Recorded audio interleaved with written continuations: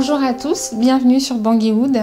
Pour l'entretien de la semaine, nous avons le plaisir de recevoir Monsieur Roger Andjaladji qui vient nous parler de sociologie en RCA. Bonjour monsieur. Bonjour. Présentez-vous. Je suis donc Roger Andjaladji, sociologue.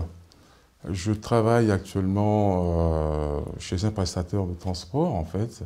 Je travaille donc comme assistant ressources humaines et donc j'interviens sur tout ce qui est professionnalisation. Je construis donc des plans d'intégration d'entreprise et puis naturellement je m'occupe aussi de la formation. Donc en situation, je suis en situation de production, je suis un salarié en fait. Pour qu'il soit en phase avec l'attente du client en fait. Voilà. Donc c'est comme ça que je travaille. Alors pourquoi la sociologie? Ça me passionne. Comment êtes-vous arrivé à... Comment je suis arrivé en sociologie? Bon, j'ai tout bonnement, hein, après les études secondaires, je suis arrivé donc en sociologie. C'était un choix naturel. Ça... Oui, c'est un choix naturel. C'est un choix naturel parce que je me sentais plus à l'aise de cette problématique-là, de traiter des questions qui relèvent donc de la société. Et puis, ça fait quand même 32 ans que je suis en France. Donc, en fait, je me suis dit, il y a quelque chose qui se passe un peu dans la société industrielle, la société industrialisée en Europe. Donc, il y a un certain nombre de phénomènes liés donc, à l'urbanité, toutes ces questions-là. Donc, du coup, je me suis intéressé donc, à la sociologie finalement. Voilà. Alors, quel est votre rapport avec la RCA finalement? Comme vous nous disiez, vous êtes beaucoup plus sur le terrain ici. Absolument, oui, c'est vrai. Comme je disais tantôt, hein, ça va faire 32 ans, je ne vis plus à Bangui. Donc, c'est ce qui explique aussi en partie pourquoi je suis plutôt ici, orienté vers une sociologie plus urbanisée. Mais toujours est-il quand même que je suis en contact avec mon pays, c'est mon pays d'origine. Hein, donc, mais vous n'avez pas eu envie d'y aller, de voir Si, je suis allé il y a 2 ans à Bangui dans le cadre du forum, donc forum organisé par le ministère des petites et moyennes entreprises. Hein, donc j'étais comme rapporteur justement de tout ce qui est d'une commission, donc je siégeais au comité pilotage de l'organisation de ce forum-là. Donc je suis dans le cadre de ce forum, je suis donc parti à Bangui. Voilà, on a essayé de faire des propositions justement au gouvernement dans le sens donc, de comment faire investir, enfin comment faire introduire, donc intéresser du moins la diaspora à la problématique, aux difficultés que le pays rencontre aujourd'hui. Voilà. Donc je suis dans ce sens-là, j'ai donc accompagné des collègues pour aller donc travailler sur cette problématique-là. D'accord. Alors comment ça se fait que la diaspora peine à s'organiser ? Alors, justement, la diaspora, d'abord, si on peut poser un diagnostic comme ça exploratoire, hein, on peut dire que la diaspora centrafricaine, elle est à la fois diverse, diversifiée. Il se trouve quand même que la diaspora a des difficultés pour s'organiser. Alors, on se demande pourquoi elle est plus technique, elle n'arrive pas à s'organiser. Quand je dis organiser, comment elle n'arrive pas à trouver une structure de contact finalement? Parce qu'il faut aussi reconnaître que là, aujourd'hui, il y a des associations centrafricaines qui existent en France. Hein. Dire ça veut dire que la diaspora n'est pas organisée, c'est complètement, enfin en partie faux. Il y a quand même des associations centrafricaines aujourd'hui qui sont organisées. Peut-être que ces organismes ne sont pas assez, ne parlent pas assez d'eux, ou il n'y a pas un point de chute où on sait que là on peut les retrouver, avoir des coordonnées. Justement, c'est la difficulté. C'est ça, le lien doit se faire à ce niveau-là justement. C'est-à-dire qu'aujourd'hui, vous avez des associations centrafricaines qui se constituent soit en cadre de sociabilité, de festives, ça dépend. On est association des anciens élèves du lycée Bouganda, on est association des terrains. Bon voilà, on est dans la sociabilité simplement. Hein, c'est très festive et tout ça. Alors, nous avons aussi d'autres associations qui sont des associations qui apparaissent comme des cadres plus ou moins d'exploration ou d'exploration des nouvelles thématiques en fait. Aujourd'hui, il y a des associations qui parlent du logement à Bangui, qui parlent de l'illettrisme, etc. Donc ce sont des thématiques que la diaspora aujourd'hui introduit dans la sphère publique. Hein. Donc, et puis voilà, il y a ça aussi. Et puis nous avons aussi d'autres types d'associations centrafricaines aujourd'hui, qui sont des associations qui parlent plutôt qui parle de revendications très politiques et tout ça. Donc voilà, aujourd'hui, il y a tout ça qui existe. Mais la difficulté, c'est qu'aujourd'hui, c'est quand même... Réussir à les rassembler. Réussir à rassembler tout ça, en former, donc permettre naturellement à nos partenaires au développement ou alors simplement à l'État de requalifier le fait associatif. Parce qu'aujourd'hui, pour l'État, les associations sont des groupes, des associations de 1901. Diverses, ouais. Voilà, ils ont un contrat d'association entre eux. Bon, ils répondent un peu aux exigences juridiques de la loi 1901. Bon, ça fait sa petite cuisine, entre guillemets. Et donc, ça ne répond pas, ça ne permet pas justement de dire que nous avons un interlocuteur en face. Bon, pour pouvoir avoir un interlocuteur et naturellement permettre à la diaspora aussi à la fois hein, de faire des expériences, comment dire ça, des échanges d'expériences, d'échanger et puis d'avoir une relation, j'allais dire, décomplexée avec l'État.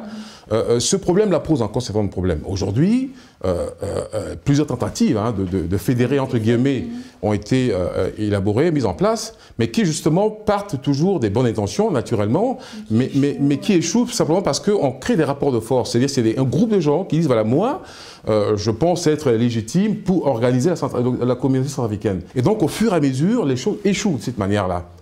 Et alors, donc, à partir de ce moment-là, il va falloir envisager les choses autrement.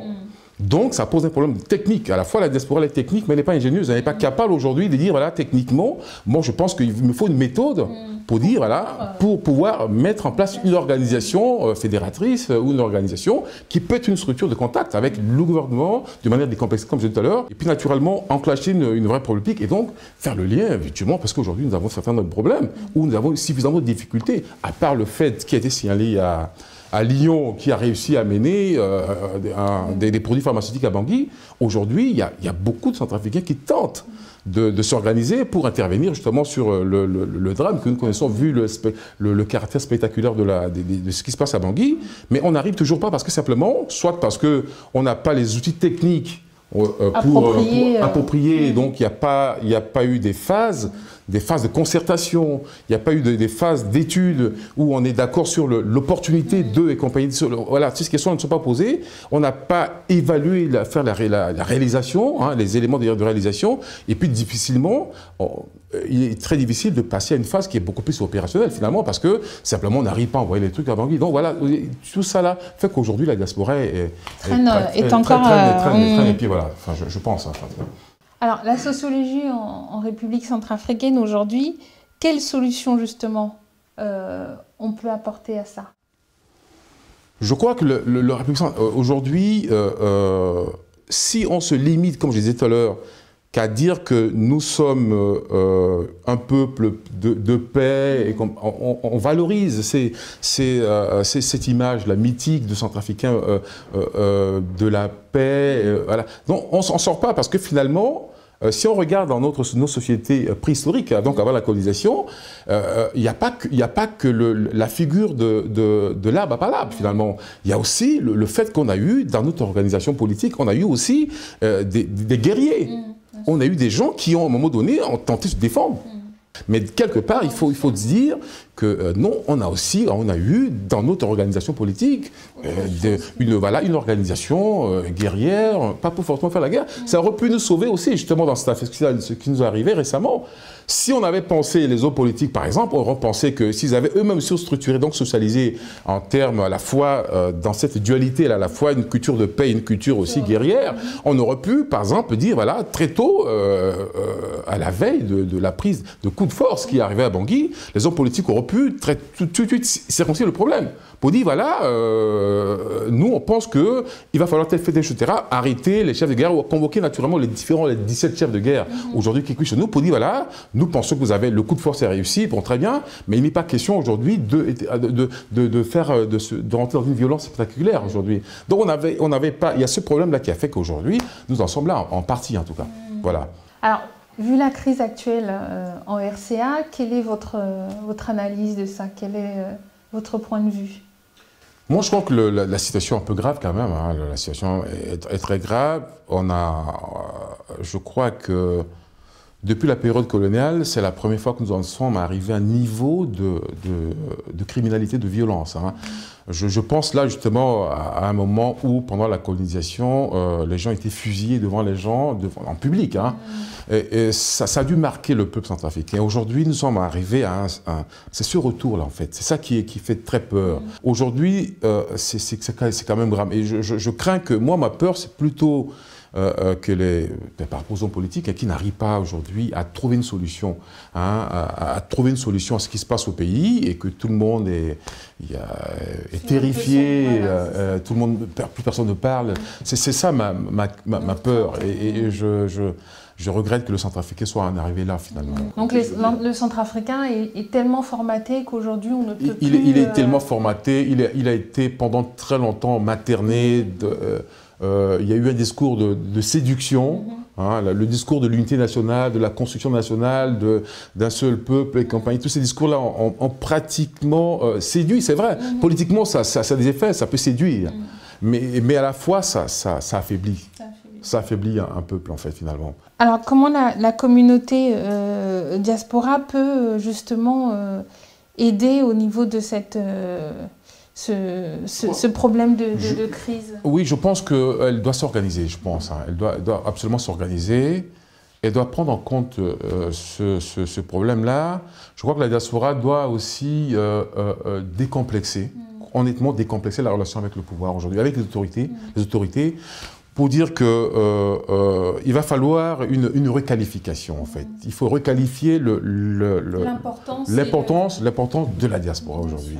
Hein, pour l'introduire comme étant un acteur de la vie politique, donc un acteur qui va pouvoir discuter avec nos partenaires au développement, aussi bien avec l'État, pour envisager très honnêtement de voir comment on peut donc aujourd'hui intervenir en tant qu'acteur, hein, voilà, sur le corps social en fait. Est-ce que vous souhaitez rajouter autre chose aujourd'hui, vu votre angle à partir d'ici, de la France? Rajouter, je dirais, je dirais simplement aux Centrafricains hein, de passer cette épreuve-là et je crois qu'après il faut absolument un vrai dialogue, comment dire ça, un dialogue républicain. Hein, ça ressort un peu des conférences nationales. Je crois qu'il faut un dialogue républicain, un dialogue permanent, que les différents protagonistes, quand je dis protagonistes, puissent se mettre régulièrement autour d'une table pour discuter. Mais pas attendre systématiquement qu'il y a une crise, qu'on organise une grande messe, une conférence nationale. Je crois qu'il faut un dialogue républicain, avec un contenu qui tient compte réellement de ce qui se passe dans le pays, quelles sont les préoccupations, à un moment T, à un moment donné, aussi bien de la société civile, de la société politique, et puis aussi bien du pouvoir. Je crois qu'il faut ces choses-là, ces moments-là, républicains, très souvent, pour désamorcer au fur et à mesure, apaiser complètement. Parce qu'il faut éviter que chaque fois, on fait une grande messe, et puis on oublie, les recommandations ne sont pas suivies. Je crois qu'il faut vraiment un dialogue républicain dans le temps, de manière permanente. Je crois que c'est vachement important pour redonner de confiance au peuple. Enfin, c'est fondamental pour notre pays, qui a tant souffert finalement. Voilà. Qui continue malheureusement, en espérant... Ouais. Merci beaucoup. Merci, je vous remercie en tout cas. De votre éclairage. Ça nous a fait du bien et je l'espère aussi pour les téléspectateurs. L'entretien se termine. On vous retrouve très très vite sur www.bangiewood.com pour d'autres entrevues. À très bientôt. Au revoir.